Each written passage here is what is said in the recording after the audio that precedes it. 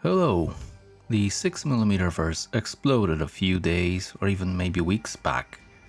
Not only that, but a lot of wargaming hobby sites groups also did.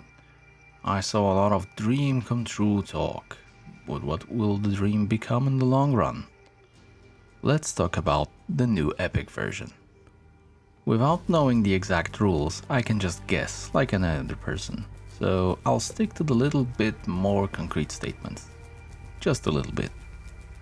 Just a small clarification, this is not a video about how awesome or terrible it will be, this is more of a predicting the future type of thing, while also trying to keep it real since we do not know a lot. I'm not going to analyze the pictures or describe what's on the video trailer. You probably already saw them more than a few times and know their content way better than me. Besides, this will be a podcastish video because video editing would take way too long in my schedule. And I would be just showing what everyone already saw. Let's start with scale. And this is more of a personal note. Please, no. I've seen so much chatter and discussions and people actually printing stuff and asking different people, will these be okay for this game? Please, no. We know it's going to be bigger than Old Epic and the same scale as Adeptus Titanicus 2018. They will reuse the Titans and Imperial flyers from Aeronautica, which was to be expected. Let's leave it at that and wait a month or so to see how big it's actually going to be. Interesting to note, they officially do not have anything against playing with older Epic miniatures, which is, well, interesting. It's true that there is not a lot from the old range you could use in the Horus Heresy, but still. A small digression with the name. Why Legions? I mean, I know it might be a nod to the Space Marine Legions, but there is already a Star Wars game with that name. It's gonna bring confusion. What were they trying to achieve? Models. The models are nice. I mean, they look good. Very good. But to be completely honest, I saw more than a few better files floating on Colts 3D or My Manufactory. Maybe the 3D printing community spoiled me, but I was kind of expecting more. The one thing I fell in love with instantly is the lack of the ever-present 6mm integrated circular base. Oh my Bob, how I hate those things. They make putting infantry on any kind of non-ground texture surface so much harder. I for one will be not missing them.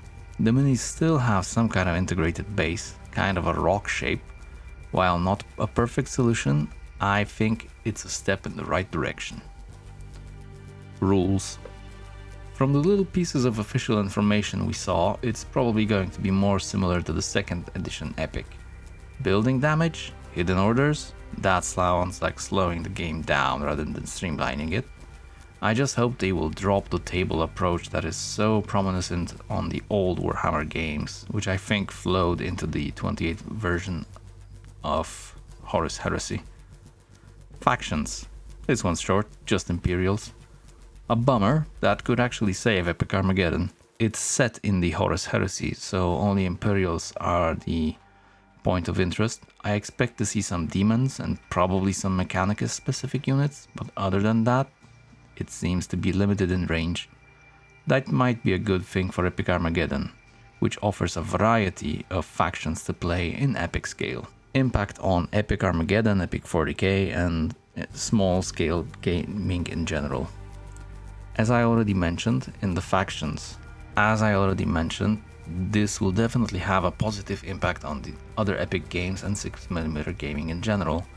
I suspect quite a few people will jump on the nostalgia train. Most will probably get out quite quickly, but I expect to see some new faces for longer. It will increase scale awareness, show people that 6mm does not have to be historical only. I also saw a lot of posts that people will jump in because there will be an official support for the system with easily available minis. In the years of my 6mm preaching, quote unquote, that's one of the most common and least understood by me arguments. People tend to be lazy and do not want to ask on groups, forums, and or 3D print miniatures. They want to go into a store, grab a box out of a shelf and make it happen. I can understand that to a certain point, but not on a such wild scale. In the long run, I suspect it will be good for the scale. I also expect people to migrate from older Epic systems into the new one because of the newer is better syndrome. I'm really interested to see if this is going to affect my gaming circle. Don't think so, but you never know.